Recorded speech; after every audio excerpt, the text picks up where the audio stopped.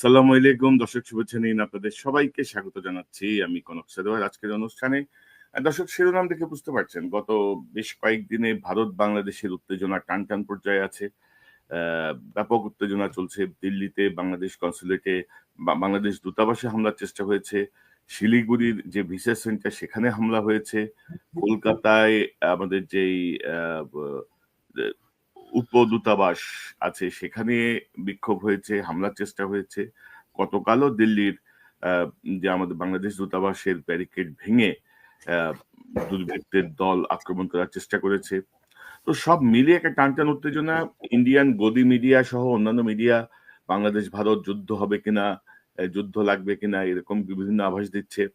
অর্থাৎ আমরা একটা একটা মানে গত 54 বছরের মধ্যে ভারতের সাথে এরকম একটা কূটনৈতিক বিপর্যয় আমাদের হয়নি, এবং দুই দেশই কিন্তু ভিসা বন্ধ করে দিয়েছে। প্রথমে ইন্ডিয়া বাংলাদেশের থেকে ভিসা সার্ভিস বন্ধ করেছে, বাংলাদেশ দিল্লিতে হামলার পরে বা হামলা চেষ্টার পরে ভিসা সার্ভিস বন্ধ করেছে। তো এই সবকিছু মিলিয়ে সার্বিক পরিস্থিতি নিয়ে আমার সঙ্গে কথা বলতে যোগ দিচ্ছেন। প্রথমে আমি পরিচয় করিয়ে দিই, আপনাদের অত্যন্ত প্রিয় মানুষ, আমার চ্যানেলের নিয়মিত অতিথি মেজর সুমন আহমেদ। সুমন ভাই, আপনাকে স্বাগত জানাচ্ছি আজকের অনুষ্ঠানে। আসসালামু আলাইকুম।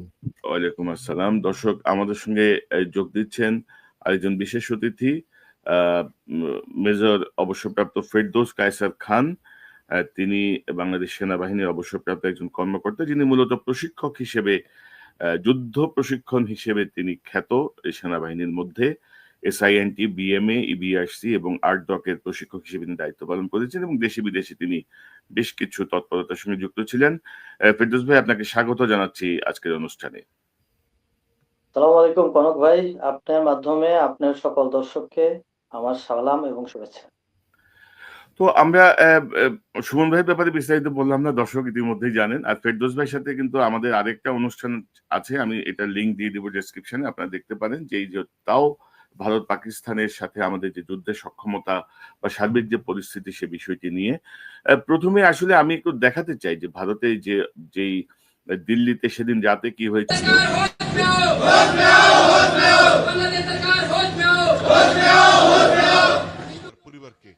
এবং দিল্লিতে এটার পরে একটা গ্রুপ কিন্তু খুব ডিপ্লোম্যাটিক জোনের ভেতরে ঢুকে, যেটাকে বলা হয় চাণক্যপুরী ডিপ্লোম্যাটিক যে সিটি, ডিপ্লোম্যাটিক সকল দেশের দূতাবাসদের যে এলাকা চাণক্যপুরী, সেখানে ভেতরে ঢুকে রাষ্ট্রদূতকে প্রাণনাশের হুমকি দেয় এবং অশ্রাব্য গালিগালাজ করে। এবং পাশাপাশি শিলিগুড়িতে ভয়াবহ ঘটনা ঘটেছে। শিলিগুড়িতে আমাদের যে ভিসা সেন্টার আছে, আমি যদি আপনাদেরকে ফুটেজটা একটু দেখাই, এটা হচ্ছে দর্শকদেরকে রিকল করায় দেওয়ার জন্য আসলে কি হচ্ছে সেখানে।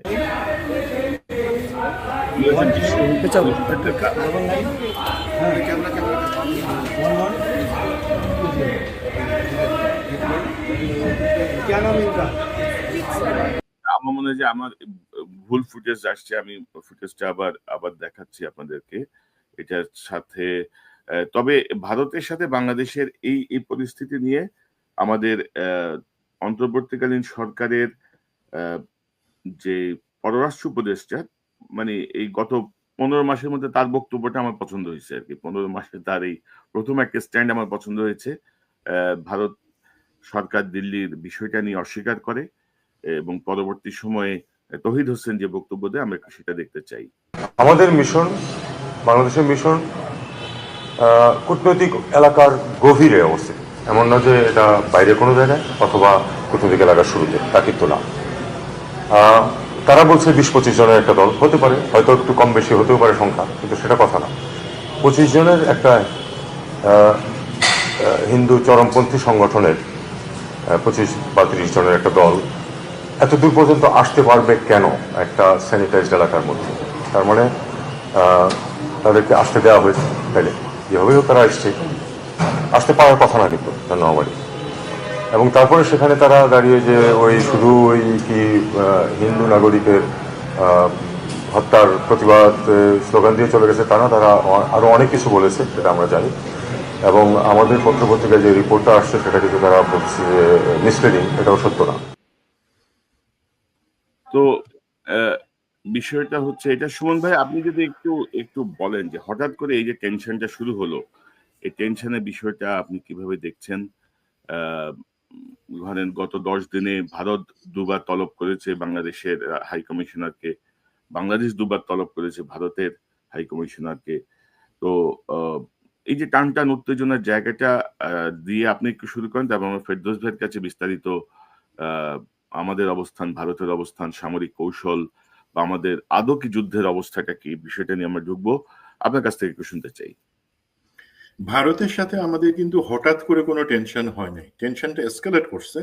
বাট আমাদের 1947 সাল থেকে আপনি যদি আসেন, ভারতের সাথে বাংলাদেশ যখনই বা তদানীন্তন পাকিস্তান এবং পরবর্তীতে আমাদের স্বাধীনতার পরের বাংলাদেশ, আমরা সবসময় যখনই এটা মনে করায় দেওয়ার চেষ্টা করছি যে আমরা আমাদের স্বাধীনতা এবং সার্বভৌমত্বের প্রশ্নে কোনো আপোষ করব না, সেই সময় দেখা গেছে যে টেনশনগুলো সবসময় স্কেল আপ হয়েছে।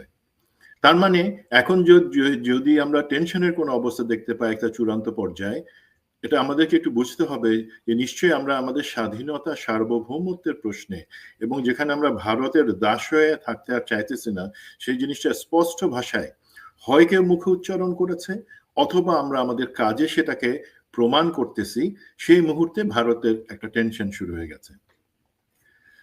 এখন যেই ফেজের কথা বললেন যে কেন, এখন দেখেন আমরা কিন্তু বর্তমানে আজকে এই 23 তারিখে ডিসেম্বরের, এখানে ইমিডিয়েট পাস্ট, প্রেজেন্ট এবং ইমিডিয়েট ফিউচার যদি আমি তাকাই, তিনটা জিনিস। একটা হচ্ছে এটা শহীদ হাদির শাহাদাত বরণের পরে আমাদের বাংলাদেশের জনগণের মধ্যে যে চিন্তা চেতনা, সেই জায়গায় যে দৃঢ়ভাবে ভারত বিরোধিতার জায়গাটা স্টাম্পড হয়েছে, সেটা ইমিডিয়েট পাস্ট। বর্তমানে কি হচ্ছে দেখেন, শহীদ হাদির হত্যার বিচার এবং একই সাথে বিএনপির ভারপ্রাপ্ত চেয়ারম্যান জনাব তারেক রহমান, উনি আর 2 দিনের মধ্যে বাংলাদেশে আসতেছেন, সেটা হচ্ছে প্রেজেন্ট যদি আমি পলিটিক্যাল দিক থেকে দেখি। 3 নম্বর হচ্ছে আমাদের সামনে একটা নির্বাচন আছে, জাতীয় নির্বাচন, বহু আকাঙ্ক্ষিত 17 বছর পরের সত্যিকারের নির্বাচন। তিনটা জায়গায় ভারতের হচ্ছে সমস্যাটা কি রকম? শহীদ হাদির ব্যাপারে তারা যেটা ধারণা করছিল, এবং এখন একটা স্পষ্ট ইঙ্গিত মোটামুটি আসতেছে যে যেই আমরা জানি শহীদ হাদিকে হত্যার যেই প্ল্যান অথবা সেটার এক্সিকিউশন কোনো না কোনো পর্যায়ে ভারতের একটা হাত ছিল, সেটা কিন্তু বিভিন্ন মহল থেকে বলা হচ্ছে। তো কি হলো, শহীদ হাদির জানাজা পরবর্তী ওনাকে যে কবরে শোয়ানো হলো, তারা একজন শহীদ হাদিকে হত্যার চেষ্টা করে আমাদেরকে স্তব্ধ করার চেষ্টা করছিল, সেখানে দেখলো মিলিয়ন্স, লাখ লাখ শহীদ, নতুন হাদি তৈরি হয়েছে আমাদের। এবং সেই হাদিটা চরিত্র চেহারা কি? তারা বাংলাদেশের সার্বভৌমত্বে বিশ্বাস করে প্রচন্ডভাবে, তারা ভারতের যে আধিপত্যবাদ এবং আমাদের বিরুদ্ধে ভারতের যে প্রতিনিয়ত ষড়যন্ত্র, সেটার বিরুদ্ধে সোচ্চার কণ্ঠ। সেই একটা ছবি তারা করতে গেল এক, তার বিপরীত হয়ে গেল, লাখো হাদির জন্ম নিল। আমাদের মধ্যে হাদি ছিল, আমরা কেউ ঘুমাইছিলাম না, আমরা সচেতন ছিলাম। তারা চোখে দেখতে পাইলো এরা প্রত্যেকেই এক একটা জীবন্ত হাদি, নতুন। তো সেটা তাদের জন্য একটা বড় চিন্তা, এবং সেটা তাদের যে ভারতীয় মিডিয়া বলেন, ভারতীয় রাজনীতি বলেন, সবার কাছে একটা টেনশন। আপনি দেখেন এই যে আপনি আমাদের হাই কমিশন এবং মিশনে হামলার অথবা সেটা সামনে যেই ছবিগুলো দেখালেন এবং আমাদের পররাষ্ট্র উপদেষ্টার যে বক্তব্য, উনি সেটা আনেন নাই, বাট আমরা জানি এই যারা আসছে তাদের কিন্তু রাজনৈতিক পরিচয় আছে, তারা সবাই বিজেপি সংশ্লিষ্ট। তাদের মধ্যে অন্তত 3 জন বিজেপি নেতাকে আইডেন্টিফাই করা গেছে নিশ্চিতভাবে। তার মানে এটা হঠাৎ করে কেউ ক্ষুব্ধ হয়ে করে নাই, এই সমস্ত জিনিস পার্ট অফ দ্য প্ল্যান, যেখানে ভারতের যে বিজেপি সরকার, তার যে লোকজন, তারাই এটা উস্কানি দেওয়ার চেষ্টা করতেছে। এখন কেন উস্কানি দেওয়ার চেষ্টা করতেছে?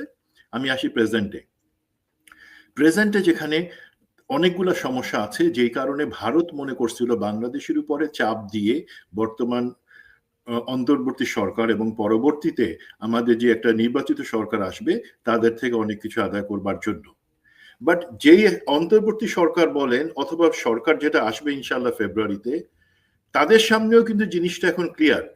বাংলাদেশের এই জনগণকে, জনগণের আকাঙ্ক্ষাকে, আমাদের যে লাখো হাদির জন্ম হইল, তাদেরকে উপেক্ষা করে তারা কিছু করতে পারবে না, এবং তাদেরকে বাংলাদেশকে প্রথমে আনতে হবে অন্য কিছুর আগে। সেই যে জনগণের চেহারাটা, এখন ভারত চাচ্ছে কি কোনোভাবে এই জিনিসটাকে ডিস্ট্র্যাক্ট করে সেখান থেকে আমাদের মনোযোগ সরায় দিয়ে অথবা জিহাদির পার্টটাকে হালকা করে দেখানোর জন্য একটা যুদ্ধ ভাব তৈরি করবার জন্য প্রেজেন্টলি।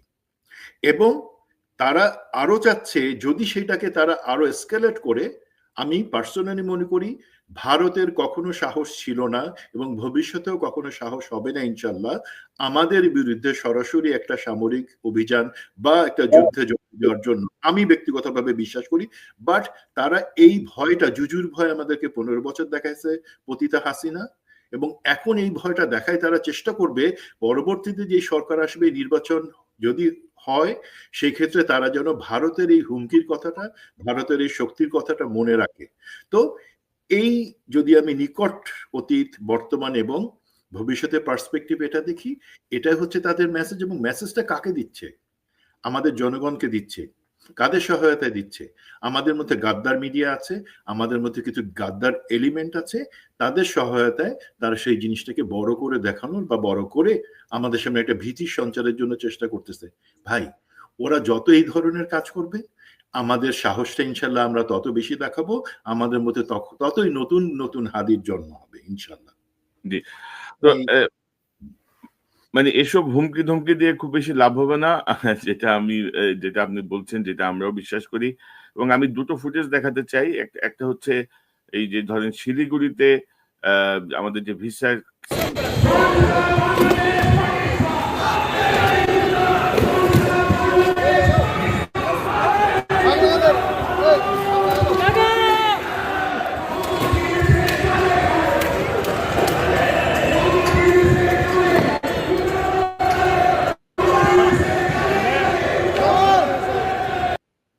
এবং তারা এই এই ভিসা সেন্টারের সাইনবোর্ড এগুলো সব ভাঙচুর করে তারপর তারা সেটিতে আসলে আগুন জ্বালিয়ে দেয়।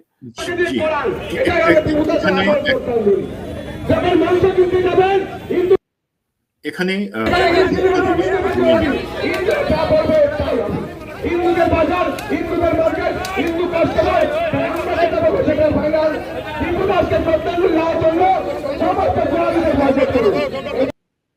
এবং ধরেন এখানে কিন্তু আশেপাশে পুলিশের উপস্থিতি ছিল, এবং আমি প্রথমে যে ফুটেজটা দেখাতে চাচ্ছিলাম, এই ভদ্রলোক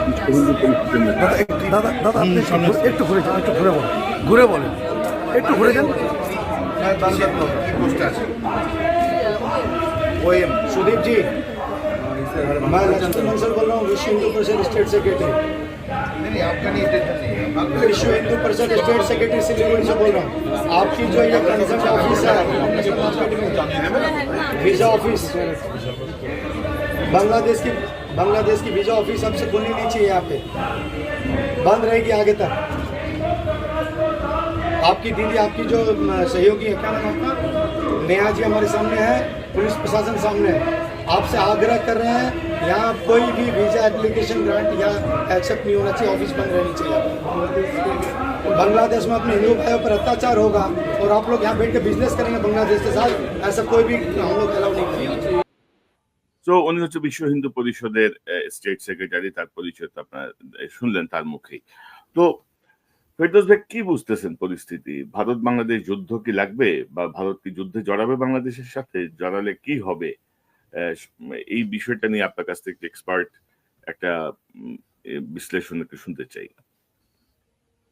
ধন্যবাদ কনক ভাই। আমি আজকে এটার জন্য হয়তো শুরুতেই একদম ডাইরেক্টলি প্রশ্ন করা হলো যে ভারত বাংলাদেশের সাথে যুদ্ধ করবে কি না, এটাতে বলার আগে আমার মনে হয় যে আমাকে একটু ব্যাকগ্রাউন্ডে যদি যাওয়ার সুযোগ দেওয়া হয়। তো ব্যাকগ্রাউন্ডে যাওয়ার আগে আমি আজকে আমাদের যে আলোচনাটা, হয়তো এটা অনেকের কাছে পছন্দ লাগবে না। কাদের কাছে লাগবে না? যারা তথাকথিত সুশীল, ভারতপন্থী, ভারতের দালাল এবং ভারতের যারা পদলেহন করে, তাদের জন্য আমাদের আজকের যে আলোচনাগুলা সেটা তাদের কাছে খুব একটা হেলদি মনে হবে না। তো সেই জন্য হয়তো এটা তাদের জন্য নট ফর দেম। যারা দেশপ্রেমিক, বাংলাদেশকে যারা ভালোবাসে এবং যারা বাংলাদেশের সন্তান, বাংলাদেশের সার্বভৌমত্ব বিশ্বাস করে এবং বাংলাদেশের অধিকার নিয়ে যারা চিন্তা করে, আজকের আলোচনাটা মনে হয় তাদের জন্য বেশি ফলবান হবে। বাই দ্য ওয়ে, প্রেক্ষাপটে একটু যদি যাই আমরা, তাহলে আপনার যদি প্রথমে আমরা আসি যে 1947 দুটা দেশ তৈরি হলো। দুটা দেশ তৈরি হয়েছিল প্রথমে একটা শত্রুতামূলক আচরণের উপর ভিত্তি করে। বাংলাদেশ, পাকিস্তান, তৎকালীন পাকিস্তান এবং ইন্ডিয়ার ভিতরে সম্পর্ক কখনোই ভালো ছিল না। স্বাধীন হওয়ার পরে তাদের একটা যুদ্ধ শুরু হলো। যাই হোক, অত পিছনে না যেয়ে আমরা যদি 1971 যাই, ভারতে আমাদেরকে সাহায্য করার মূল কারণটা ছিল সেটা হচ্ছে যে পাকিস্তানকে দুইটা ভাগে ভাগ করা।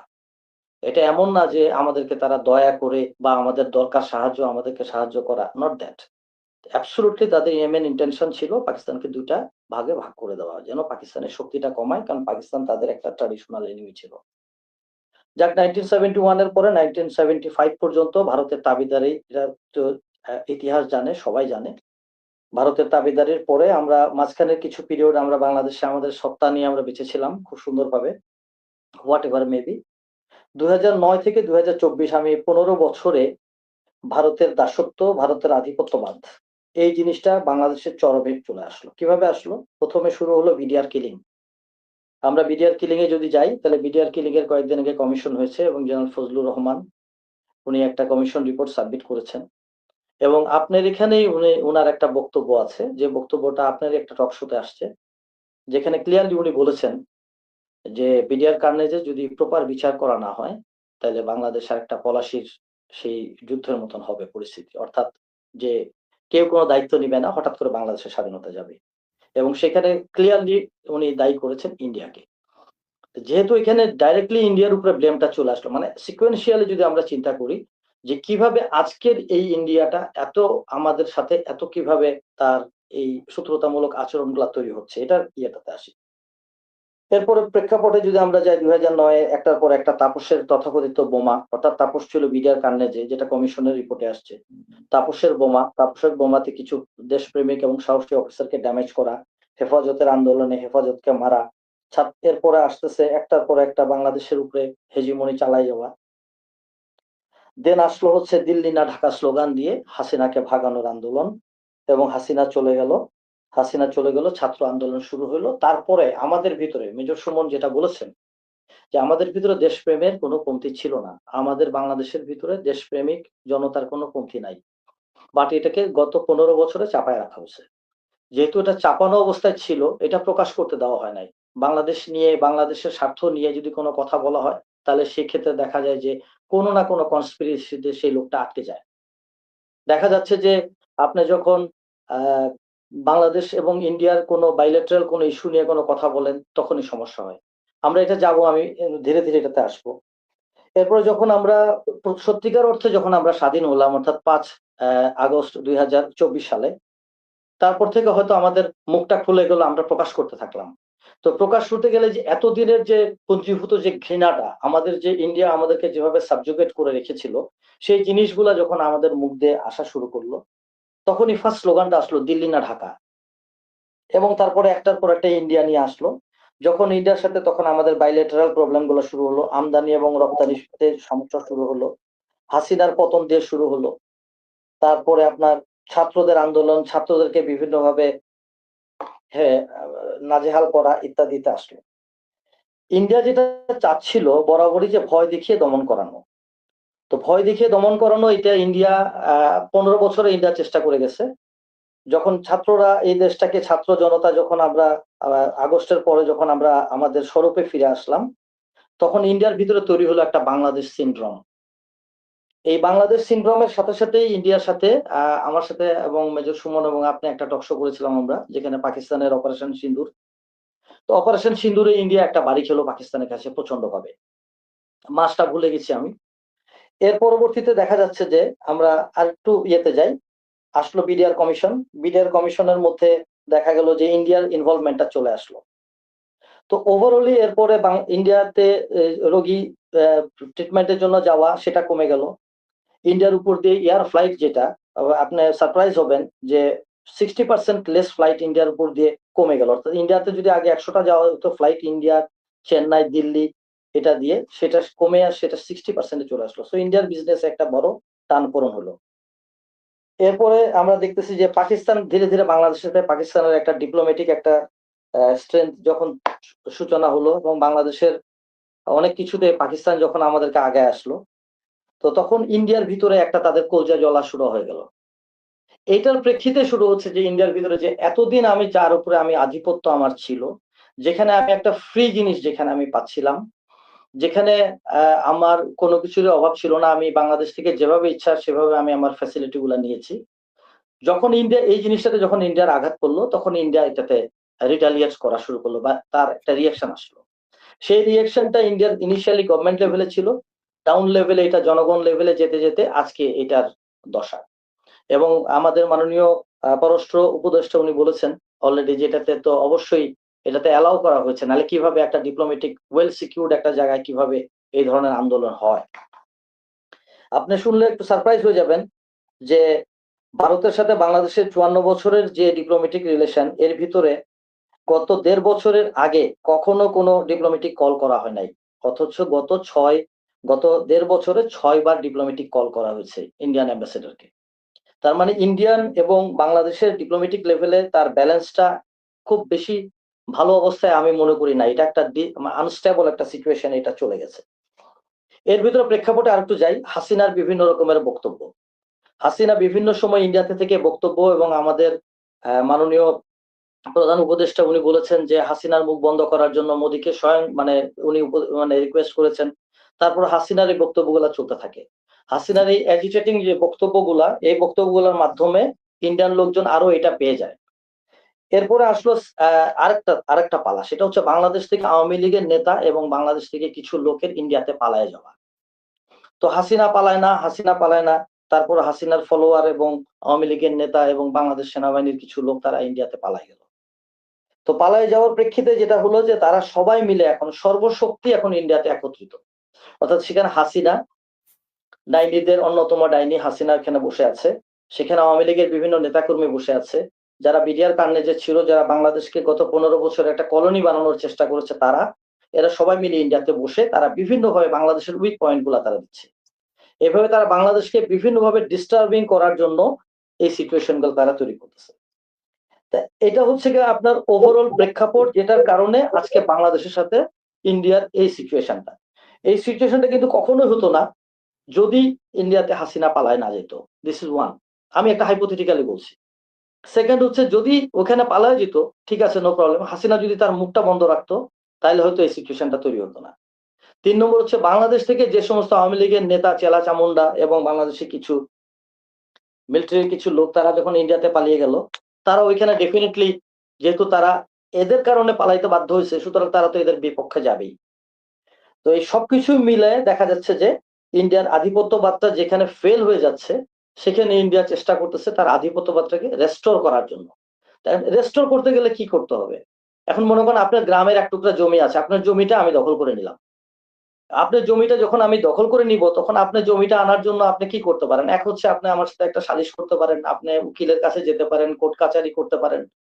তো ইন্ডিয়া বাংলাদেশের সাথে এইভাবে না, যে ইন্ডিয়া বাংলাদেশকে ওই ধাক্কা দেওয়া, ধমক দেওয়া, বিভিন্ন ভাবে বাংলাদেশকে আনস্টেবল করে যে আসো, তোমাদের প্রভু আমরা বা তোমাদের লর্ড আমরা, তোমরা আমাদের প্রেসক্রিপশন অনুযায়ী তোমরা চলবা, এর বাইরে তোমরা যেতে পারবা না। সুতরাং তোমাদেরকে আমি বিভিন্ন ভাবে চাপ প্রয়োগ করব। এই চাপগুলাই হচ্ছে গত 1.5 বছরের চাপ। এই চাপগুলো আমরা সবাই জানি, আমি চাপের কথাগুলো নিয়ে সময় নষ্ট করব না। দেন মেজর সুমন আর একটা কথা রাইটলি বলেছেন, সেটা হচ্ছে যে আমাদের সামনে ইলেকশন। সো ইলেকশনে যেন একটা তাবেদারি গভর্নমেন্ট যেন আসে, বা তাবেদারি গভর্নমেন্ট না আসলেও গভর্নমেন্টকে যেন তাবেদারি ফলো করতে হতে পারে, তাকে যেন ইন্ডিয়ার প্রতি যেন লয়াল থাকে, এই জিনিসগুলো তৈরি করার জন্য ইন্ডিয়া বাংলাদেশকে একটা চাপ দিচ্ছে। এখন আসি আমাদের জনগণের মুখটা খুলে যাওয়ার পরে শহীদ হাদির যে বক্তব্যগুলো, শহীদ হাদি আল্লাহ উনাকে জান্নাত নসিব করুন, এবং উনি দেশপ্রেমের একটা অনড় দৃষ্টান্ত। সেই ক্ষেত্রে আমি এটা বলবো যে বাংলাদেশ সরকারের প্রতি আমি আমার ধন্যবাদ জানাই যে শহীদ হাদির লাশটা বা মরদেহটা দাফন করা হয়েছে জাতীয় কবি কাজী নজরুল ইসলামের কবরের পাশে। এটা উনাকে একটা মর্যাদা দেওয়া হয়েছে। বাট এটার একটা কাউন্টার প্রোডাক্টিভটা যদি আমি একটু অ্যাসেস করে বলার চেষ্টা করি, শহীদ হাদি হচ্ছে ইন্ডিয়ার এগেনস্টে বা ইন্ডিয়ার বিরুদ্ধে সে সোচ্চার হয়ে শহীদ হাদি বিভিন্ন কথা বলেছে। যেহেতু তাকে জাতীয় একটা মর্যাদা, এরকম একটা মর্যাদাপূর্ণ একটা জায়গায় তাকে দেওয়া হলো, সুতরাং এটাও ইন্ডিয়ার জন্য একটা বড় আঘাত। ইন্ডিয়া চিন্তা করতেছে যে না, তাহলে যারা বাংলাদেশে আমার এগেনস্টে যারা কথা বলে, যারা আমাদের স্বার্থ বিপরীতে যারা কথা বলে, তাদেরকে তো বাংলাদেশের রাষ্ট্রীয় মর্যাদা দেওয়া হচ্ছে, বাংলাদেশে তাদেরকে তো সম্মান দেওয়া হচ্ছে। সুতরাং সেই ক্ষেত্রে যেভাবে পারি আমি বাংলাদেশকে যদি একটু ছোটখাটো করতে পারি, তাহলে তো মানুষ আর কথা বলবে না। So this is the overall প্রেক্ষাপট। এখন আমরা দ্বিতীয় অংশে আপনি যেটা বললেন যে যুদ্ধের সাথে জড়াবে কিনা, এটা অনেক বড় আলোচনা। তার আগে আপনি ইন্ডিয়ার স্বার্থটা যদি আমরা একটু যাই, আপনি যদি একটু অ্যালাউ করেন, আমি একটা পাওয়ার পয়েন্ট পাঠিয়েছিলাম আপনার কাছে, জি, জি। আপনি যদি একটু ফ্ল্যাশ করেন কাইন্ডলি। আমরা এইখানে যে ছবিটা আমরা দেখতে পাচ্ছি, প্রথমে বাম সাইডের স্লাইড, অর্থাৎ দর্শকদের বামের স্লাইডে যদি যাই, এটা হচ্ছে যে ইন্ডিয়া এবং বাংলাদেশের একটা জেনারেল একটা ম্যাপ। সেই ম্যাপের ভিতরে আপনি দেখেন যে শিয়ালদহ থেকে আপনার চিকেন নেক হয়ে গুয়াহাটি হয়ে আগরতলা পর্যন্ত যেতে গেলে তাদেরকে 1400 কিলোমিটার ট্রাভেল করা লাগে, এবং সেইটা ধীরে ধীরে সেই জিনিসটা আওয়ামী লীগ আমলে 15 বছরে সেটা ক্যালকাটা টু ঢাকা টু আগরতলা সেটা মাত্র 440 কিলোমিটার তারা মাত্র আসলো, অর্থাৎ প্রায় দেখা গেল 1000 কিলোমিটার ডিস্টেন্স তারা কমায় নিয়ে আসলো। তো এত বড় একটা স্বার্থ ইন্ডিয়ার, এত বড় একটা স্বার্থ যখন ইন্ডিয়া পেয়ে গেল হাসিনার কাছ থেকে, হাসিনা যখন ফল হয়ে গেল, তখন স্বাভাবিক কারণে তো ইন্ডিয়া বাংলাদেশে চাবে যে আমি আবার আগের জায়গায় আমি ফিরে যাই। আমরা যদি সেকেন্ড স্লাইডে যাই, তাহলে দেখবেন যে রেলওয়ে ট্রানজিট গুলা কিরকম ছিল। আমরা জাস্ট ইন্ডিয়ার স্বার্থগুলো আমরা এখানে দেখতে যাচ্ছি যে কিভাবে হাসিনা বলছে যে ইন্ডিয়াকে যা দিয়েছি ইন্ডিয়া তা আজীবন স্মরণ রাখবে। এখানে আমি আমার নিজের পার্সোনাল ওপিনিয়ন দিতে চাই, ইন্ডিয়াকে যা দিয়েছি এটা কি আপনার মানে এটা কি তার নিজস্ব বাবার সম্পত্তি? বাংলাদেশ তো আমার, বাংলাদেশ তো আপনার, বাংলাদেশ আমাদের 18 বা 16 কোটি জনগণের। এটা তো হাসিনার না যে হাসিনা দিয়ে দিবে। হাসিনা তো এখানকার জমিদার ছিল না যে হাসিনা দিয়ে দিবে। তো ইন্ডিয়াকে যেভাবে সে দিয়েছে, আপনি দেখেন যে রেলওয়ে ট্রানজিট পরের স্লাইডে দেখেন যে সবুজ বাংলার ভিতর দিয়ে কিভাবে একটার পর একটা রোড এবং রেলওয়ে এবং রিভার নেটওয়ার্ক তৈরি হয়েছে। So this is another one. এইটার প্রেক্ষিতে আমি আর একটু ব্যাকগ্রাউন্ডে যাই। 21 তারিখে পরের স্লাইডে যদি একটু যান কাইন্ডলি ভাই। পাকিস্তানের ডন পত্রিকাতে গত 21 তারিখে এই কার্টুনটা ছাপা হয়েছে। অর্থাৎ বাংলাদেশ ইন্ডিয়াকে এত কিছু দেওয়ার পরে, হাসিনার তথাকথিত এত কিছু দেওয়ার পরে যখন বাংলাদেশিদের চোখ খুলে গেল, যখন বাংলাদেশিরা 24 আগস্টের পরে যখন বাংলাদেশিরা যখন তাদের চোখ খুলে গেল, তখন তারা এই বাংলাদেশের অ্যাকুরেট পিকচারটা তারা দেখালো, এবং এই পিকচারের উপরে অনেকগুলো কমেন্ট আছে, কমেন্ট আমি এখানে যেতে চাই না। সো একই সাথে ইন্ডিয়া, আমি আগে বলেছি যে ইন্ডিয়া পাকিস্তানের কাছে একটা মাইর খেলো অপারেশন সিন্দুরে। দেন পাকিস্তানে পরের স্লাইড একটু দেখেন কাইন্ডলি। পাকিস্তানের রুলিং পার্টির সাইদ উসমান উনি একটা কমেন্ট করেছেন, সেই কমেন্ট বলছে missiles are not far away, Pakistan leader invokes India over Bangladesh sovereignty. এখানে দেখা যাচ্ছে যে পাকিস্তান কিছু হলেও বাংলাদেশের প্রতি একটা লিনিয়েন্সি বা বাংলাদেশের ডিফেন্সের প্রতি বাংলাদেশের একটা সাপোর্ট সেটা শো করছে। তো এই শোটার কারণে দেখা যাচ্ছে এইটাও ইন্ডিয়ার হয়তো একটা গাত্রদাহ হতে পারে। জি। তো ওভারঅল এই সিচুয়েশনের কারণে আজকের এই প্রেক্ষাপটটা তৈরি হয়েছে। জি।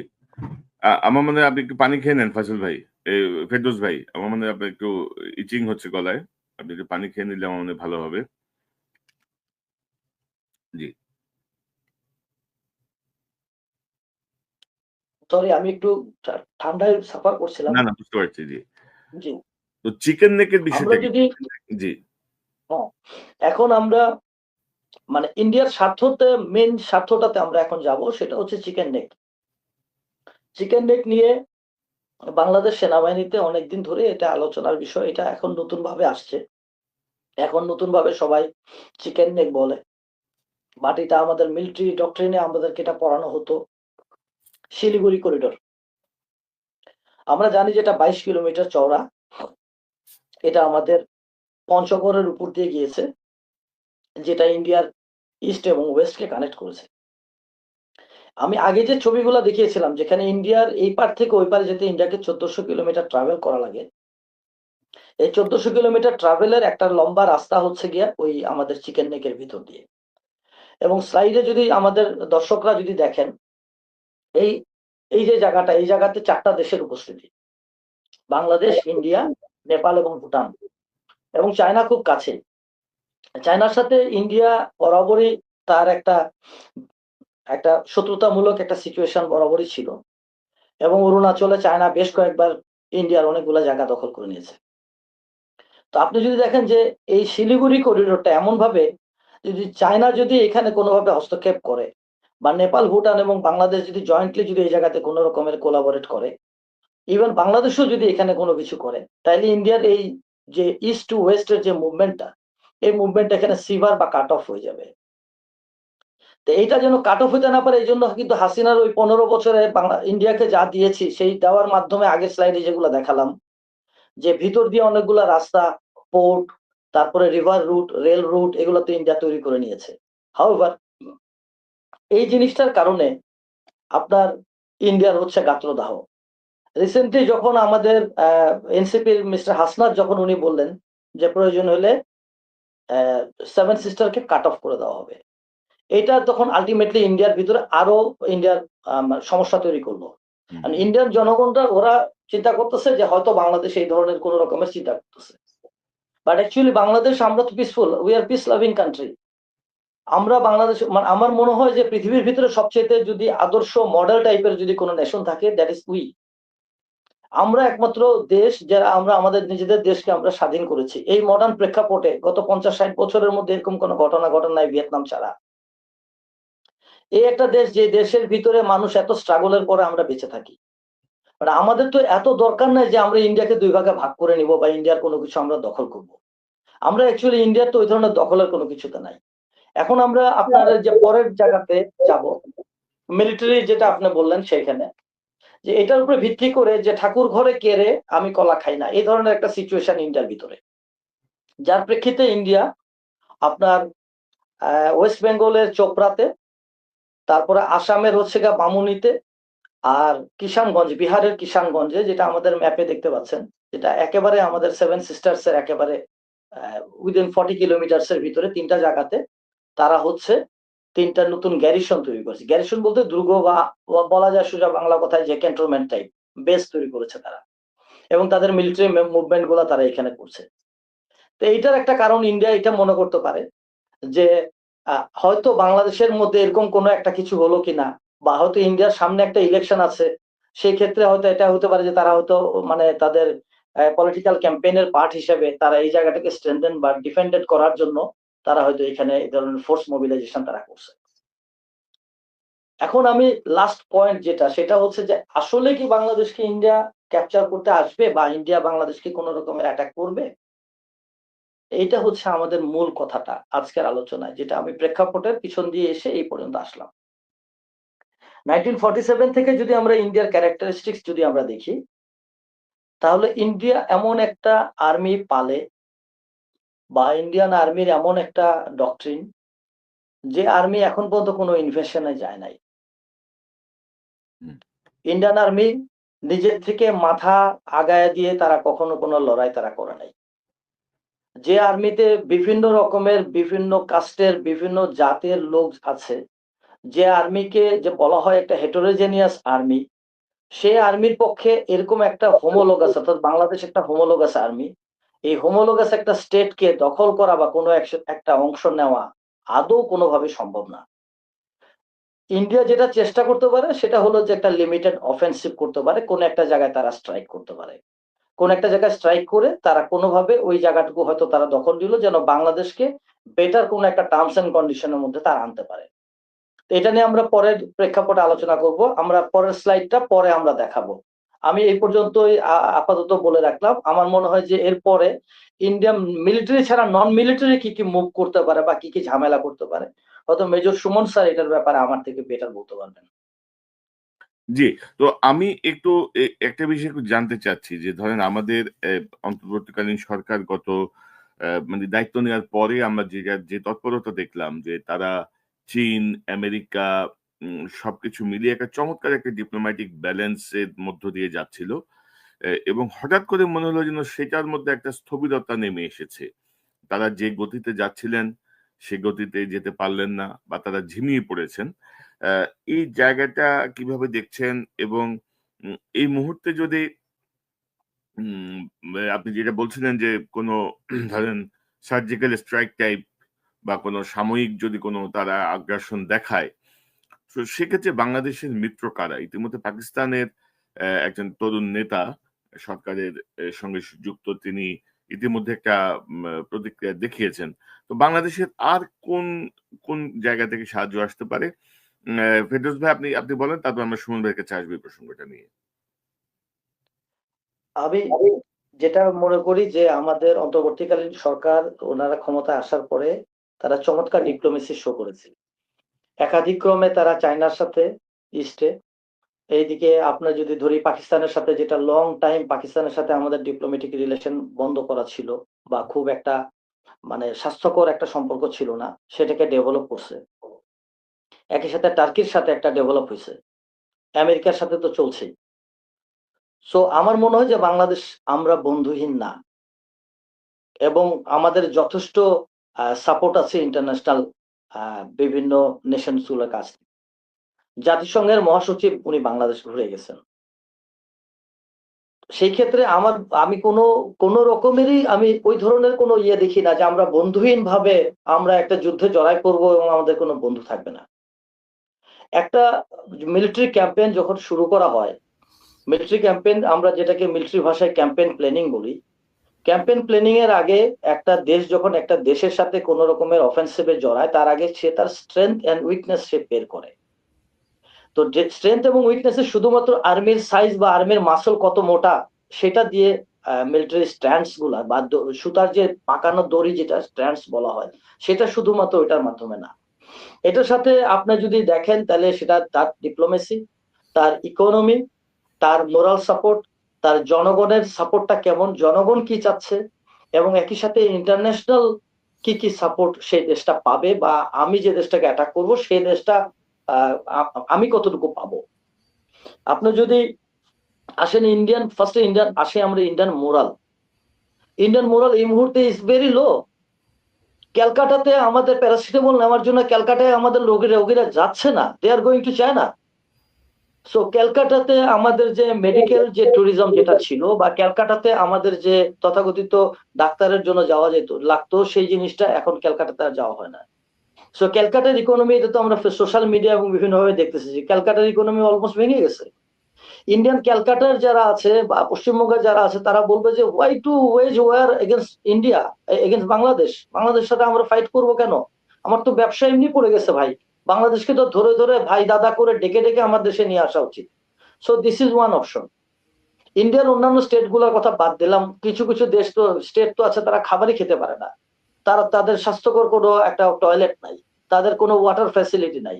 এই সবকিছু বাদ দিয়ে এত বড় একটা ইকোনমির দেশ, তারা অলরেডি পাকিস্তানের সাথে অপারেশন সিন্দুরে তাদের একটা বিশাল লজ্জা হয়েছে।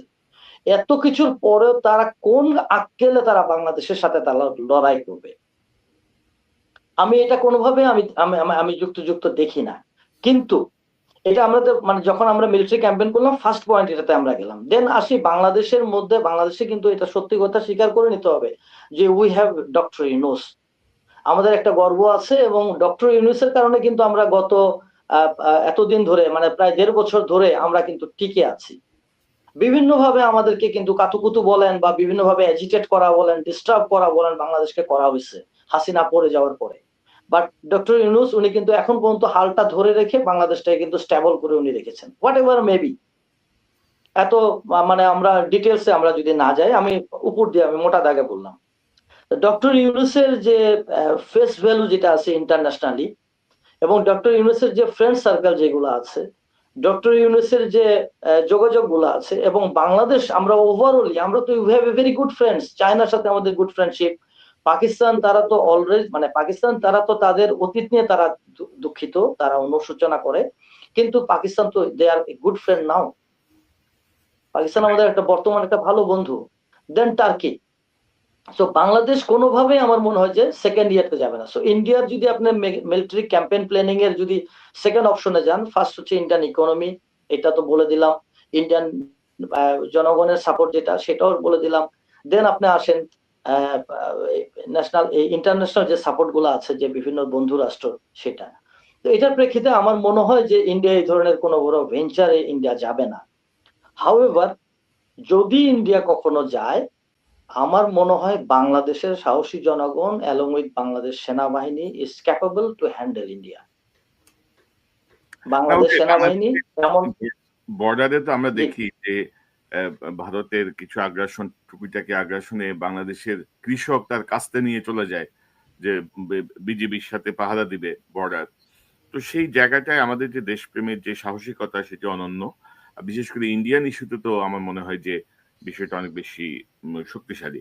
আমি একটু সুমন ভাইয়ের কাছে আসতে চাই। মেজর সুমন, ধরেন বর্তমানে যে বিষয়টা আমি বলছিলাম সেটি রিপিট করছি যে ধরেন তার আগে একটু বলি যে ইন্ডিয়াতে ধরেন উগ্র হিন্দুত্ববাদী সংগঠনগুলো মুসলমানদের উপরে নানা অত্যাচার করে, নানা ধরনের ফেরোসাস ঘটনার ঘটে, হত্যা করে, পুড়িয়ে মারে, নানা রকমের বিষয় আমরা কিন্তু সোশ্যাল মিডিয়ার কল্যাণে বা টেলিভিশনে আমরা দেখেছি। বাংলাদেশে হয়তো এটার প্রতিক্রিয়ায় একটা মিছিল হয় বা একটা ছোটখাটো একটা প্রতিবাদ সভা হয়, এতটুকু। কিন্তু এই যে ধরেন দীপু দাসের যেই মানে তাকে টর্চার করা বা তাকে পুড়িয়ে মারার ঘটনায় ইন্ডিয়ার যে রিয়াকশন, এবং অবশ্যই আমরা এই জাতীয় মানে হত্যা বা এই জাতীয় কার্যক্রম আমরা পছন্দ করি না, মানে আমরা কখনোই সমর্থন করি না। বাংলাদেশের যে সাম্প্রদায়িক সম্প্রীতি, এবং আপনি যদি দেখেন যে রাতে হাদির মৃত্যু সংবাদ এলো, যে রাতে প্রথম আলো, ডেইলি স্টার সহ আরো বেশ কিছু স্থাপনায় অগ্নিসংযোগ ভাঙচুরের ঘটনা ঘটলো, সেই একই রাতে কিন্তু এই ঘটনাটা ঘটানো হলো। এটার সাথে আপনি অন্য কোনো কিছু স্মেল করেন কিনা? পাশাপাশি বাংলাদেশে প্রায় 4-5 জন জেনারেল এখন ইন্ডিয়াতে আছে, যারা বাংলাদেশের সামরিক যেই স্ট্র্যাটেজিক যে বিষয়গুলো, বাংলাদেশ সম্পর্কে গোপন যেই সামরিক তথ্যগুলো তারা জানে।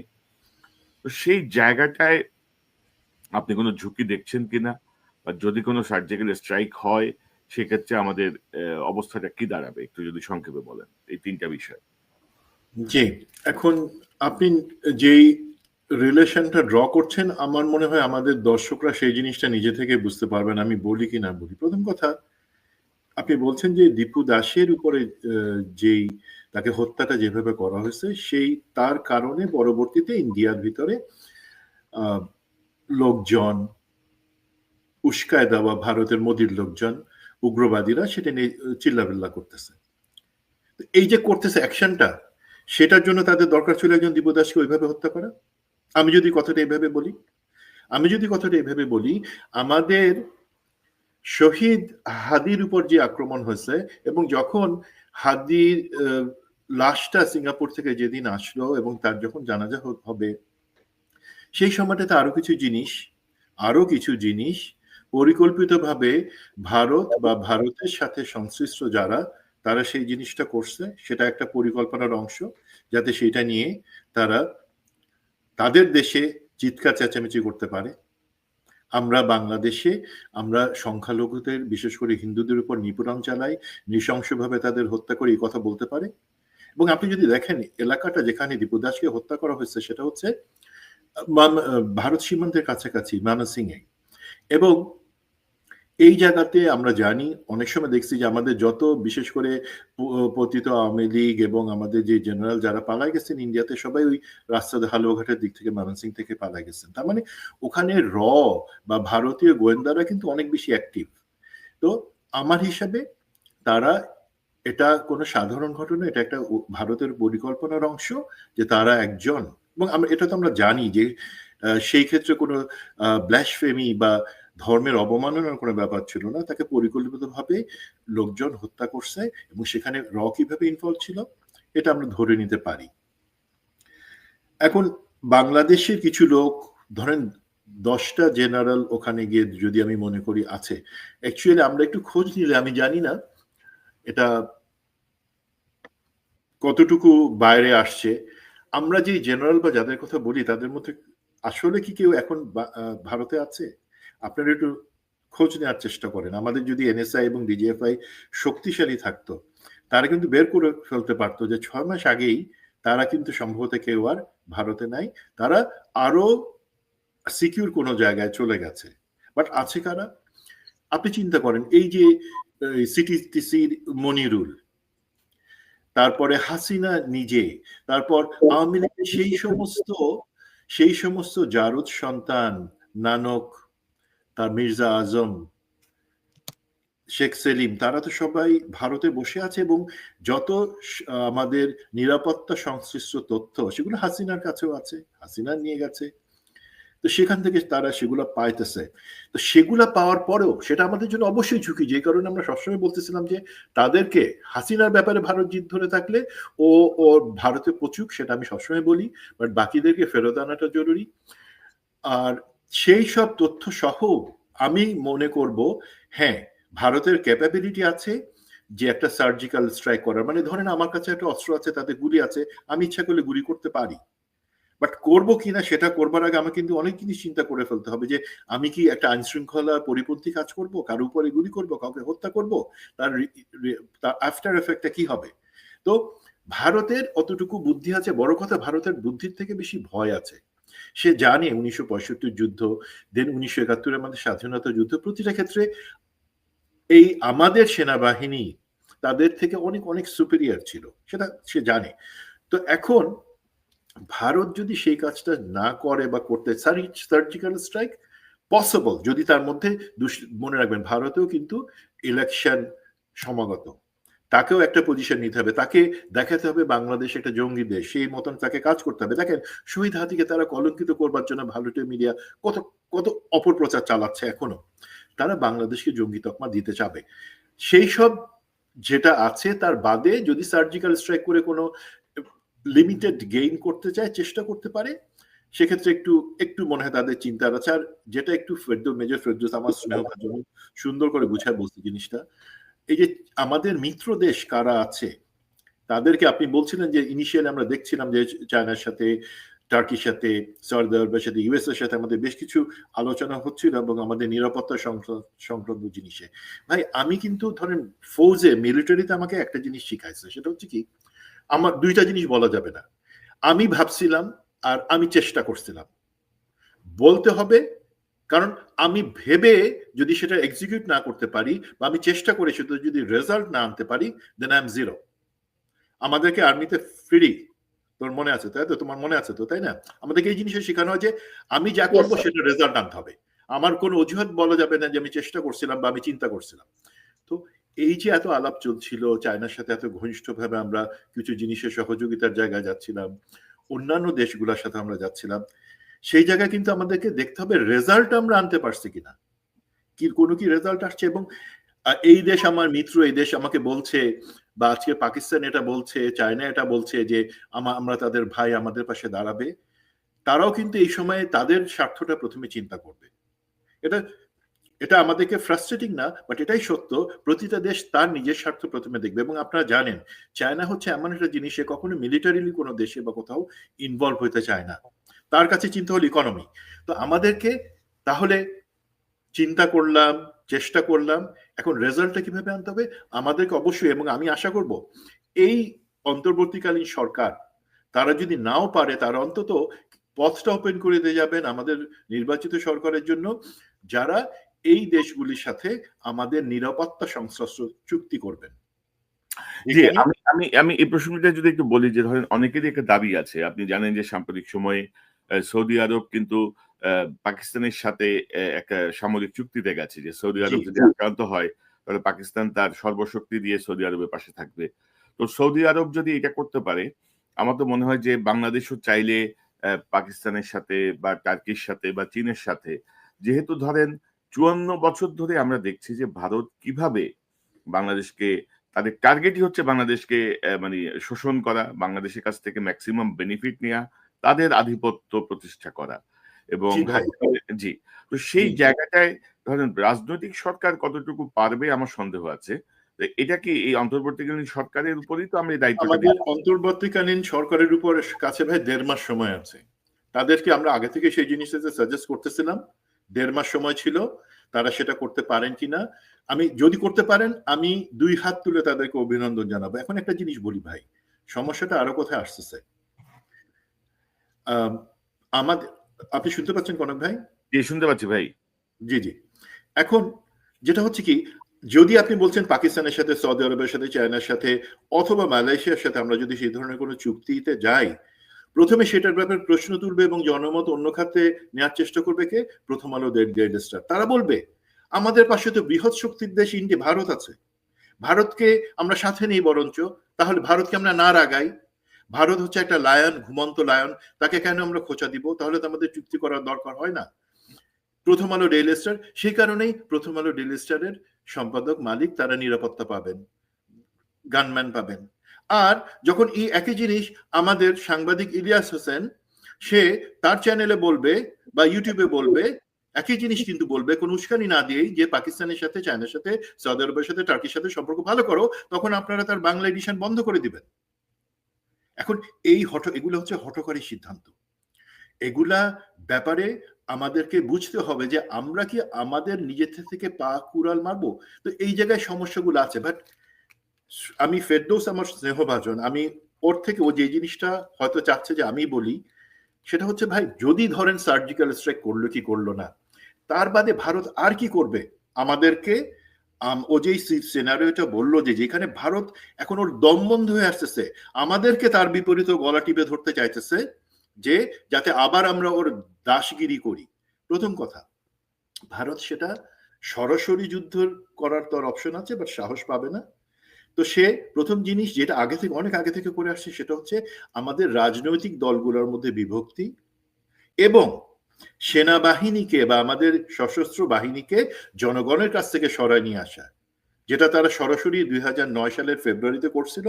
তারপরে মোটামুটি হাসিনার কল্যাণে আমাদের সেনাবাহিনীর একটা অংশকে সত্যিকারের দাস বানায় রাখছিল, যারা ভারতীয় ডক্ট্রিন কিভাবে সেইটাই ফলো করে গেছে।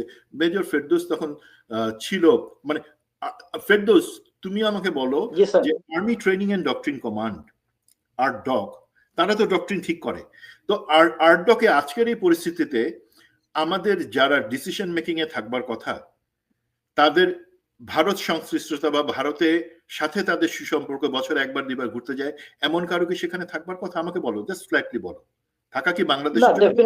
ডেফিনেটলি এটা হবার প্রশ্নই ওঠে না। এখানে Yes, হাই অ্যালার্ট গার্ডের সেটা আছে, সিকিউরিটি। বাট সমস্যা হচ্ছে আমরা সেখানে সেই রেখে দিছি। আমরা যেটা, ভারত সবসময় জানে যে আমাদের দেশপ্রেমিক সেনাবাহিনী, যতদিন দেশপ্রেমিক, ভারতের হাজার, আমাদের থেকে 8 গুণ বেশি তাদের সশস্ত্র বাহিনীর সামর্থ্য হলো। প্রথম কথা, তারা বাংলাদেশ এগেন্সে ব্যবহার করতে পারবে না। 2 নাম্বার, যদি দ্বিগুণ বা 3 গুণও চেষ্টা করে, তারা হেরে যাবে আমাদের কাছে, দেশপ্রেমিক। তো সেই কারণে তারা আমাদের সশস্ত্র বাহিনীকে দুর্বল করার জন্য হাসিনাকে দিয়ে এই সমস্ত জেনারেলদেরকে, সশস্ত্র বাহিনী, ডিজিএফআই, এনএসআই, র্যাব, এই সমস্ত জায়গায় বসাইছে, যারা জেনে বুঝে আমাদের সশস্ত্র খারাপ কাজ করছে, খারাপ কাজ করে যাচ্ছে, যাতে জনগণ তাদেরকে গালি দেয়। আজকে কি আমরা জনগণ, এই জনগণ কি আজকে থেকে 2009 সালের আগে যান কোনোদিন সশস্ত্র বাহিনীকে গালি দিচ্ছে বা আমাদের আর্মিকে বুকে টেনে নেয় নাই? আর্মি এই ধরনের একটা তার ইমেজ ছিল, এই ধরনের একটা শক্তি ছিল জনগণের মাঝে, যেখানে তারা একটা কার্যকরী শক্তি ছিল। ভারত কি করতেছে? এই শক্তিটাকে আস্তে আস্তে নিঃশেষ করে দিতেছে, জনগণের সাথে দূরত্ব বাধা দিতেছে, পলিটিক্যাল পার্টিগুলোকে করতেছে। দেন ভারত মিডিয়াগুলোকে, প্রথম আলো, daily star, ATN Bangla, channel I, এই সমস্ত মিডিয়াগুলোকে ব্যবহার করে ভারতের যে আধিপত্যবাদ বা হেজিমনি, সেইটা টিকায় রাখবার জন্য যা করবার সেটা করবে। এবং তারাই আপনাকে ভিতর থেকে বলবে যে কেন আমরা ভারতের বিরুদ্ধে এভাবে কথা বলবো, কেন আমরা ভারতকে গালি দিব, ভারতের সাথে আমরা বন্ধুত্বপূর্ণ রাখবো। এবং দেখেন আপনি, আমাদের মেইন স্ট্রিম মিডিয়ার বাদেও কিছু সাংবাদিক আছেন, আমি এখানে নাম বলতে চাই না, তারা এই গত হাদির শাহাদাতের পরের সময়টা তো তারা কিভাবে জঘন্যভাবে আমাদের ভিতরে বিভিন্ন যে পিনাকি ভট্টাচার্য, উনি তুরস্কে গিয়ে দেখেন, তুরস্কের সাথে যেহেতু আমরা বন্ধুত্ব করতে চাচ্ছি, তাদের টার্গেট হচ্ছে তুরস্ক। তুরস্কতে গিয়ে মেজর সোয়ানসোর সাথে দেখা করে, আরে ভাই তারা সবাই নিজ নিজের দেশে বসে আছে। এই ফাজিল ডেপো, এই ছেলেপেলেগুলা তারা জানেও না যে একটা মিথ্যা বিভ্রান্তি ছড়ায়, যে কেন ছড়াচ্ছে, যে বোধহয় একটা কু করার চেষ্টা করতেছে তারা বাংলাদেশের ভিতরে। এটা, এই ন্যারেটিভটা কার স্বার্থ রক্ষা করে? ভারতের স্বার্থ রক্ষা করে। এই ধরনের ন্যারেটিভ গুলা তারা ছড়াচ্ছে। দেখেন, ভারত সবসময় চায় এবং চাচ্ছে গোয়েন্দা সংস্থাগুলোকে দুর্বল করে রাখা। এখন আজকের এই পরিস্থিতিতে ভারতের সব থেকে বেশি চাল হচ্ছে, দেখেন ডিজিএফআই তে, আমি বলি ডিজিএফআই যে যারা আছে, আমি তাদের দেশপ্রেমকে অবশ্যই শ্রদ্ধা করি, বাট একটা কোশ্চেন, 9 জন হাই র্যাঙ্কিং অফিসার ডিজিএফআই তে, যারা তাদের চাকরি শেষ হওয়ার পরও চুক্তিভিত্তিক নিয়োগে কেন আছেন? 2021 সালে হাসিনার দেওয়া নিয়োগ তারা এখনো ক্যারি কেন করছেন? একটা প্রশ্ন। 2 নম্বর প্রশ্ন হচ্ছে, এনএসআই তে কিসের জন্য ছাত্রলীগের নেতারা এখনো আছেন? এটা বাহিনী প্রধানদেরকে দেখতে হবে, ডিজিএফআই সংস্থা প্রধানকে, একই সাথে আমাদের সরকারের নিরাপত্তা উপদেষ্টা জনাব খলিলকে নিশ্চিত করতে হবে। আপনারা 1.5 বছরের সময় পাইলেন না এই ইন্ডিয়ার যারা আওয়ামী লীগের বা ছাত্রলীগের, তারা তো বেসিক্যালি ইন্ডিয়ার পারপাস সার্ভ করার জন্য আছে। তো এই যে রাজনৈতিক শক্তি বা যারা আছে, বা দ্বিধা বিভক্ত রাজনৈতিক ইন্ডিয়ান লাসপেন্সার্স, পলিটিশিয়ানস, দেন আমাদের দুর্বল সেনাবাহিনী, দুর্বল গোয়েন্দা, এগুলা দিয়ে সে কি করবে? আলটিমেটলি সে যুদ্ধে জড়াবে না। সে বাংলাদেশে যেটা চাবে, ভারতীয় আধিপত্যবাদ যাতে আবার ফিরে আসে, সেই জন্য একটা সরকার যাতে ক্ষমতায় আসে, সেই সরকারকে উপরে উঠানোর জন্য মিডিয়া, সেনাবাহিনী, আমাদের অন্যান্য গোয়েন্দা সংস্থা তাদেরকে দিয়ে পুশ করাবে। এইটাই তাদের উদ্দেশ্য।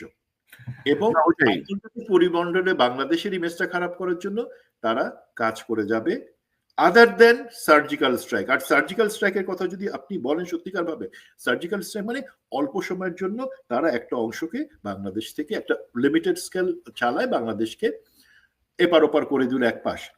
ভাই, বইয়ে কাগজে অনেক কিছু সম্ভব, সেটা সম্ভব না। বড় জিনিস হলো বাংলাদেশের যে সেনাবাহিনী, আমরা যেভাবে ডক্ট্রিনাইজড, সেক্ষেত্রে আমরা যদি জনগণকে সংশ্লিষ্ট করে, সম্পৃক্ত করে আমরা সেই যুদ্ধ যাই, ইন্ডিয়া কোনোভাবে টিকতে পারবে না। That's my assessment.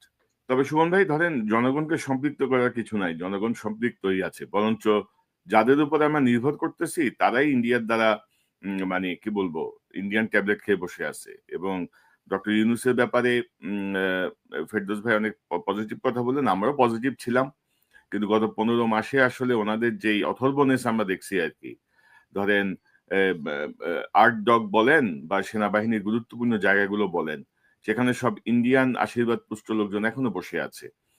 তো ধরেন ইন্ডিয়ার বিরুদ্ধে যদি জনগণকে লড়াই করতে, জনগণ আগে ওগুলারে পিটায় সাহেস্তা করবে, তারপরে যে ইন্ডিয়ার বিরুদ্ধে লড়বে, এতটুকু আমি বুঝি আর কি। চোখ রাঙায় কোনো লাভ নাই, চোখ রাঙায় লাভ নাই। মানুষ ওই ইউনিফর্ম আর এই মেডেল, এই বন্দুক দেখে মানুষ ডরায় না, মানে এটা হচ্ছে কথা।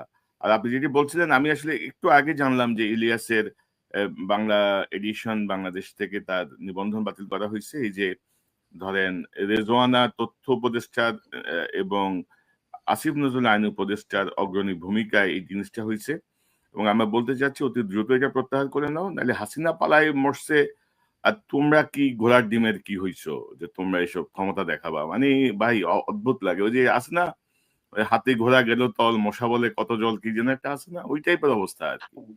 ধরাকে সরাকে চোরের গোষ্ঠী সব চুরি করে সব সাফ করে ফেলতেছে। মানে সাদা পাথর, একটা নদীর সাদা পাথর সব নিয়ে উজাড় হয়ে গেছে, পরিবেশ উপদেষ্টা কিছু জানে না। রেজওয়ানা, এটা বিশ্বাস করার মতো? সে ভাগ পায় নাই? অবশ্যই ভাগ পাইছে। সব থেকে কষ্টের জিনিস কি কনক ভাই, দেখেন আপনি, হাসিনা লেজ তুলে পালাইছে তার শ্বশুর বাড়িতে, তারপরে এদের কোনো হুঁশ হয় নাই যে কোনো কিছু দমায় রেখে হবে না। ঠিক আছে, ইলিয়াস কি পাগলের মতো কথা বলে? ইলিয়াস কি উস্কানি দিচ্ছে? সে ইমোশনাল কথা বলছে, সে কোনো উস্কানি কিন্তু দেয় নাই। ভাই তুমি ইলিয়াসের সাথে কথা বলো। প্রথম আলো ডেইলি স্টার নিয়ে উস্কানি দেওয়া লাগবে না। প্রথম আলো ডেইলি স্টারের বিষয়ে মানুষ যে পরিমাণ ক্ষুব্ধ, যে পরিমাণ সেন্সিটাইজ হয়ে আছে, এবং ধরেন এই যে রেজওয়ানা বলেন, আসিফ নজরুল বলেন, আলী রিয়াজ বলেন, ইভেন কি ডক্টর ইউনুস বলেন, এরা সব প্রথম আলোর প্রোডাক্ট, তো সব তো প্রথম আলোর প্রোডাক্ট। প্রথম আলো এদেরকে তৈরি করছে, এখন বেচতেছে, এখন এখন কাজে লাগাচ্ছে। তো আমার মনে হয় যে এটা থেকে পিছু হটে আসা উচিত, না হলে কিন্তু তারা তাদের ক্ষতি নিজেরাই করবেন, আমাদের কিছু করার থাকবে না। কারণ আমরা ধরেন এই হাসিনাকে গত 15 বছর ধরে তো মোকাবেলা করছি আমরা, তাই না? তো এগুলো আমাদের কাছে দুধ ভাত আর কি। এসব রেজওয়ান, আসিফ নজরুল, গং, এগুলো হচ্ছে দুধ ভাত, এগুলো কোনো কঠিন কিছু না। তো ফেরদৌস ভাই, আমরা অনুষ্ঠান শেষ করব শেষ দিকে। আপনি যদি কিছু সাপ্লিমেন্ট করেন বা আরেকটা স্লাইড আছে, আপনার স্লাইডটা কি আমরা দেখাবো? আমরা অবশ্যই আমি ওই শেষের স্লাইডটা একটু দেখাবো। দেখানোর আগে একটা, আপনি একটু কাইন্ডলি এটা শো করেন ভাই। জি, স্লাইডটা শো করলেই তাহলে হবে। আমি জাস্ট এখানে আমাদের স্লাইডের দর্শকদের জন্য, এর আগেরটা ভাই কাইন্ডলি। এর আগেরটা, জি। জি, এখানে আমরা যেটা আলাপ করলাম যে অলরেডি ইন্ডিয়া হচ্ছে তার বামনীতে অর্থাৎ আসামে, কিশোরগঞ্জে, কিষানগঞ্জ, বিহারে এবং চোপড়াতে তারা 3টা গ্যারিসন তারা তৈরি করেছে। এখন এটাতে আমাদের একটু জানা দরকার বা এটাতে কমব্যাট ইন্টেলিজেন্স যেটাকে বলা হয়, অর্থাৎ what is going on the other side of the hill, অর্থাৎ পাহাড়ের ওই পাশে কি আছে সেটা জানার জন্য তো আপনি পাহাড় ক্রস করে ওই পারে যেতে পারেন না। So you should have some measure, আপনার একটা বুদ্ধি থাকা দরকার, একটা গোয়েন্দা থাকা দরকার যে পাহাড়ের ওই পারে কি আছে। ঠিক সিমিলার ওয়েতে বর্ডারের ওই পাশে কি হচ্ছে এটাকে বলা হচ্ছে কমব্যাট ইন্টেলিজেন্স, বা আপনার মনে করেন অ্যাক্রস বর্ডার ইন্টেলিজেন্স। এইটার মাধ্যমে আমাদেরকে জানা উচিত যে ওখানে অ্যাকচুয়ালি ওদের ফোর্সের সংখ্যাটা কেমন, বা ওদের ফোর্সের টাইপসটা কি, ওদের অরবেটটা কি, বা অর্ডার অফ ব্যাটেলটা কি। এটা যেখানে যদি মনে করা যাক, আমি যদি এখানে দেখি যে আমাদের বাংলাদেশে এই মুহূর্তে আমাদের একটা জাতীয় ঐক্য অবশ্যই আছে আমাদের, বাট জাতীয় ঐক্যের ভিতরে আমাদের ভিতরে অনেক মতভেদ আছে। যেমন আপনি যদি আপনার এই আজকের যে টক শোটা এটারে যদি আপনি কমেন্টস গুলা পড়েন, আপনি দেখবেন এখানে অনেকে টিজ করে অনেক কথা বলেছে। এখানে তো আমরা কাউকে গালিগালাজ করি নাই, বাট এখানে দেখবেন আপনার মতভেদ 10 রকমের কথা এখানে আসবে, শুধু এই ছোট একটা অনুষ্ঠান, হাফ এন আওয়ার বা 1 ঘন্টার।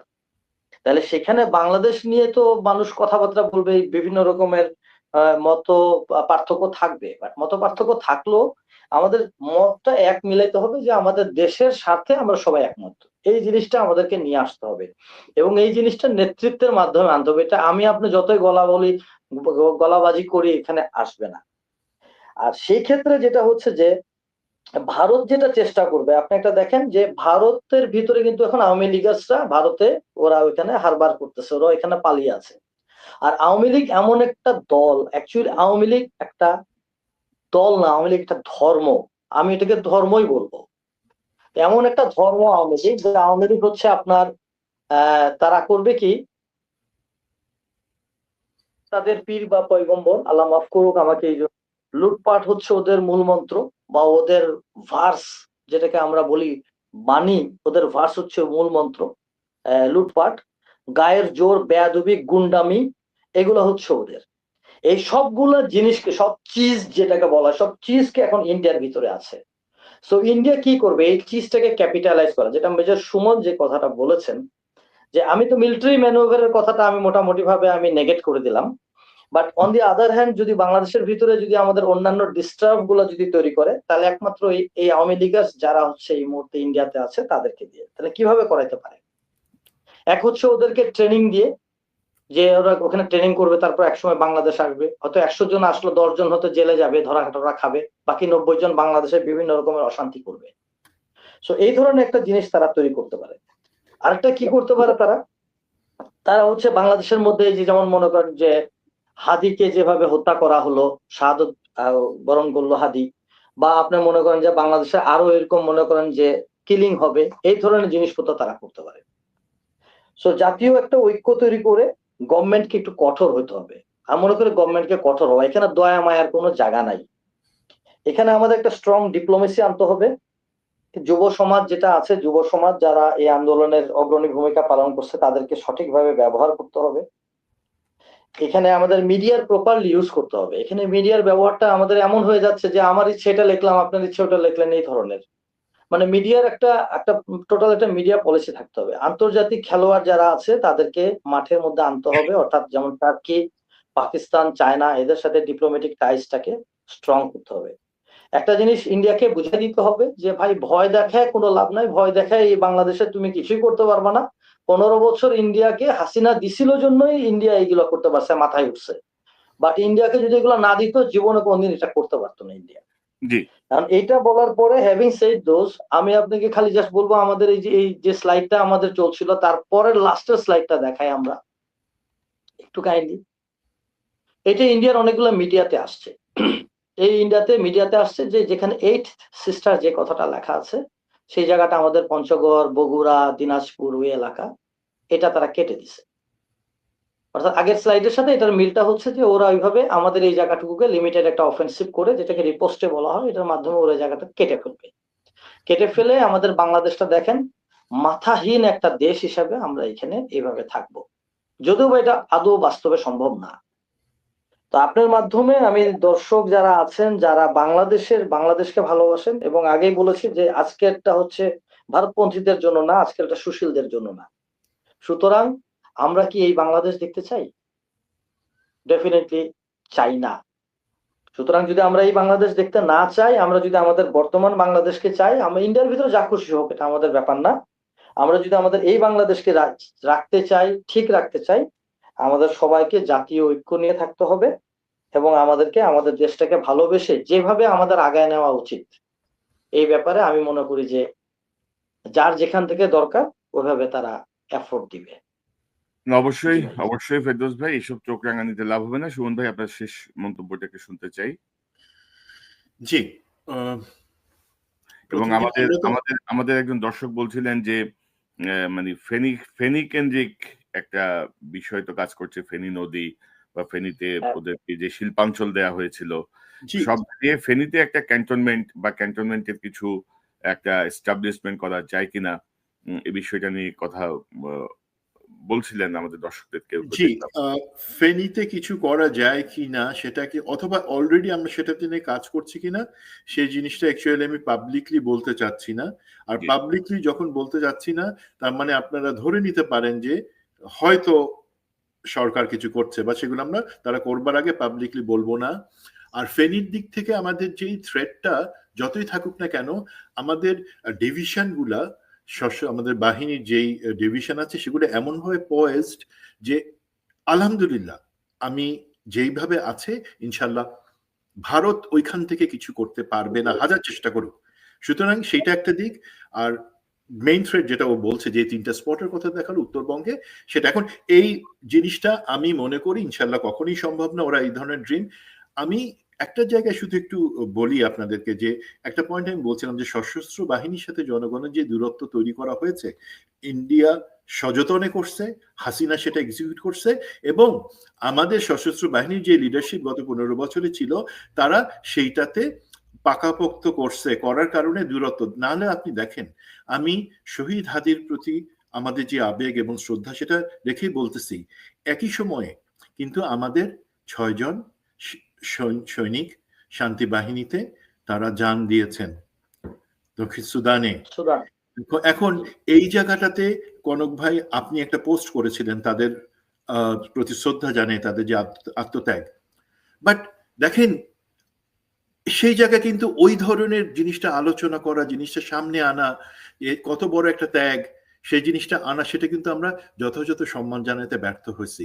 জানা যায় কত লোক না লোক সেটা আমি এই সৈনিকদের ক্ষেত্রে বলতে যাচ্ছি না, বাট জিনিসটা নিয়ে আলোচনা করা। অনেকে বলবে না তারা তো বাংলাদেশের স্বাধীনতার জন্য না, সার্বভৌম, তারা বিদেশে আন্তরক্ষী বাহিনীতে গিয়ে করছে, সেখানে টাকা পয়সা পাওয়া যায় না। ভাই, একটা সৈনিক, একটা প্রতিটা সেনা সদস্য ট্রেনিং করে দেশের সার্বভৌমত্বের জন্য, আমরা সেখানে তাদেরকে পাঠাই অ্যাসাইনমেন্টে। আর একটা জিনিস জানেন, যদি জাতিসংঘ 1 টাকা দেয় প্রতি সৈনিকের বিপরীতে, সেখান থেকে সেই সৈনিকটা পায় 22 পয়সা, সেনাবাহিনী পায় 8 পয়সা, মোট 30 পয়সা, বাকি 70 পয়সা কোথায় যায় আপনি জানেন? বাংলাদেশ সরকার সেটা একটা ইনকাম হিসেবে নেয়। তার মানে 1 টাকার বিপরীতে 70 পয়সা বাংলাদেশ সরকার, সৈনিক সেটা দিয়ে কামাই। মূল কথা হচ্ছে যায় না ভাই, না, সৈনিকের যে দায়িত্ব সে দায়িত্ব হিসেবেই তিনি অ্যাসাইন্ড, এবং সেটা বাংলাদেশের জন্য যুদ্ধ করা। আর বাংলাদেশের সরকারের অ্যাসাইনমেন্টে অন্য দেশের নিরাপত্তা নিশ্চিত করা, এটার মধ্যে খুব বেশি পার্থক্য নাই। জি, সুমন এবং ভাই, আমি এই জায়গাটাতে বলবো, আপনাকে ধন্যবাদ জানাবো, বাকি সবাইকে বলবো আমাদের সশস্ত্র বাহিনী যারা খারাপ আমাদেরকে বলতে দেন, আমরা বলতেছি, আমরা ইনশাল্লাহ বলে যাব আপনারা সশস্ত্র বাহিনীকে ভালোবাসেন, আপনারা তার পাশে থাকেন। আর যারা আপনার এই সংগ্রাম বিপ্লব যারা মাঠে থেকে আনছে অবশ্যই আছে, তার বাদে এই যে পিনাকি, কনক স্যার, আপনি, ইলিয়াস, আপনারা যে কাজগুলা করে গেছেন সেখানে ইলিয়াসের অবদান ছোট না। তাকে এই মুহূর্তে এই ধরনের অসম্মান বা তার বিরুদ্ধে এই শত্রুর জায়গায় যায় না ভাই, তখন আমরা কিন্তু সবাই আপনাদেরকেই বয়কট করব, এই জিনিসটা খেয়াল জি রাখবেন। That's G, the point. ওগুলা ওইসব ধাক্কা লোড তারা নিতে পারবে না। বোঝাই তো যাচ্ছে যে সিম্পল বিষয় নিতে না পেরে তারা বন্ধই করে দিচ্ছে একটা মিডিয়া। তো তার মানে আপনি বুঝতে পারছেন যে তাদের ইয়ের লেভেলটা কি, ডেপথের লেভেলটা কি, বা তাদের বোঝার সক্ষমতা কি। তারা ওই হাসিনার মতোই আচরণ করছেন।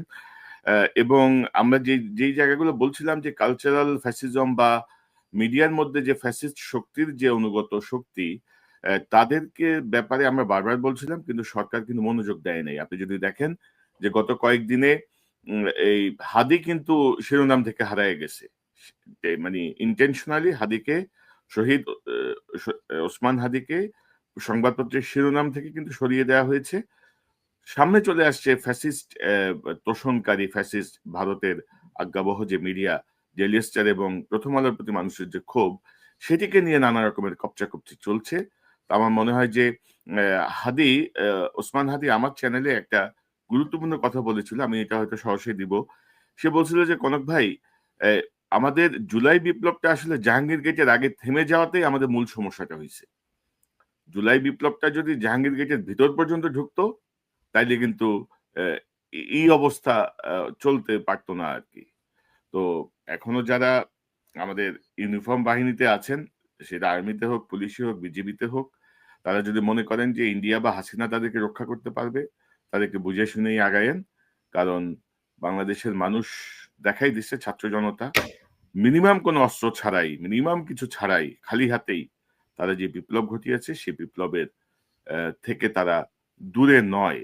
তো পাশাপাশি আমি এটাও বলবো যে অতি ইসলামিস্ট আচরণ থেকে আমাদেরকে সরে আসতে হবে। বাংলাদেশ যেন কোনোভাবে উগ্রবাদী রাষ্ট্র হিসেবে পৃথিবীর বুকে চিহ্নিত না হয়। যারা ইসলাম প্রিয় মানুষ তারা নিশ্চয়ই বুঝতে পারবেন যে ইসলাম অনেক কিছু অনুমোদন করে না। প্রত্যেকটা ধর্মের মানুষকে নিরাপত্তা দেয়া একজন মুসলমানের যেমন দায়িত্ব, তেমনি রাষ্ট্রের, বাংলাদেশের মতো একটি অসাম্প্রদায়িক রাষ্ট্রেও এটা আমাদের প্রত্যেকের অবশ্য কর্তব্য। মেজর ফেরদৌস, মেজর সুমন, আপনাদের দুজনকে অসংখ্য ধন্যবাদ আজকের আলোচনায় যোগ দেওয়ার জন্য। নিশ্চয়ই আমরা আপডেট গুলো নিয়ে পরবর্তীতে আবারও কথা বলবো ইনশাল্লাহ। ধন্যবাদ। ইনশাআল্লাহ। ধন্যবাদ। আসসালামু আলাইকুম। আসসালামু আলাইকুম। দর্শক, এতক্ষণ যে অনুষ্ঠান শুনলেন, নিশ্চয়ই আপনি আলোচনা মর্মার্থ উপলব্ধি করতে সক্ষম হবেন। নানা ধরনের ভেচকি দেওয়ার চেষ্টা করছে ভারত, খুব বেশি লাভ হবে বলে মনে হয় না। বাংলাদেশের প্রতিরক্ষায় বাংলাদেশের জনগণই যথেষ্ট, ইতিমধ্যে সেটি ভারত জানে। তারা 16ই ডিসেম্বরকে তাদের বিজয়ের দাবি করলেও 9 মাসের রক্তক্ষয়ী যুদ্ধ বাংলাদেশের বীর মুক্তিযোদ্ধারাই করেছে, সাধারণ মানুষ লড়েছে। শেষ মুহূর্তে মিত্রবাহিনী হিসেবে যোগ দিয়ে ভারত এখন নিজেদেরকে সেই কৃতিত্ব দাবি করে। এমন ছোট লোকের ছোট লোক যে বাংলাদেশের কথা উল্লেখ করে না, মুক্তি বাহিনীর কথা তারা উল্লেখ করে না। তো এইসব ছোট লোকই বাংলাদেশের মানুষ জানে, এবং বাংলাদেশের মানুষ তাদের সাহস সম্পর্কেও যথেষ্ট পরিমাণ ওয়াকিবহাল, যে তারা কি করতে পারে, কত দূর যেতে পারে। সো এই জায়গাগুলো নিয়ে ভাবনার কিছু নেই। তারপরও যেহেতু ইন্ডিয়ান মিডিয়ার যে প্রোপাগান্ডা, সেই জায়গাগুলো থেকে আমাদের মনে হলো যেন এই বিষয়টি আমরা একটু আলোচনায় নিয়ে আসি। আমাদের সরকার, বেসরকার, সাধারণ মানুষ সবার জন্য জাস্ট একটা সাধারণ আলোচনা। পাশাপাশি আমরা আবারও বলবো যে বাংলা এডিশনের যে নিবন্ধন বাতিল করা হয়েছে, যেটি আমি শুনতে পাচ্ছি, আমার সঙ্গে এখন ইলিয়াসের কথা হয়নি, তো সেটি অবিলম্বে ফিরিয়ে দেন। লেজে গোবরে হয়ে যাবেন, কিন্তু আমি বললাম অপদার্থ ইউনূস সরকার এই আরেকটা অপদার্থ কাজের দিকে যাচ্ছেন। যেই জায়গাগুলো আপনাদের ভূমিকা রাখার কথা, সেই জায়গাগুলো রাখতে পারছেন না। অপদার্থের চূড়ান্ত পর্যায়ে আপনারা যে পৌঁছেছেন, এবং শেষ রক্ষা হবে না। কেউ আসলে হাসিনা পালায় গেলেও আপনারা কিন্তু পালাতে পারবেন না। তো সেটি আপনাদেরকে বোঝা উচিত। বিপ্লব পরবর্তী আপনাদেরকে যে দায়িত্ব দেওয়া হয়েছিল, আপনারা মোটামুটি সেটি করতে সম্পূর্ণ ব্যর্থই হয়েছেন। আমি বলবো আপনাদের কাছ থেকে জুলাই বিপ্লবের কোনো আউটকাম আমরা এখন পর্যন্ত পাই নাই। আপনারা টাকা লুটপাট করছেন, আপনারা নিজেদেরকে নিয়ে ব্যস্ত আছেন, নিজেদের স্বার্থ সিদ্ধি করছেন রাষ্ট্রীয় চেয়ারে বসে। ছাত্র জনতার রক্তের উপর দিয়ে যে ক্ষমতা আপনাদেরকে দেওয়া হয়েছে। তো দর্শক এই চ্যানেলটি সাবস্ক্রাইব করুন, এই চ্যানেলটি মেম্বারশিপ নিয়ে আমাদের পাশে থাকুন। আবারও দেখা হবে ইনশাল্লাহ। আসসালামু আলাইকুম।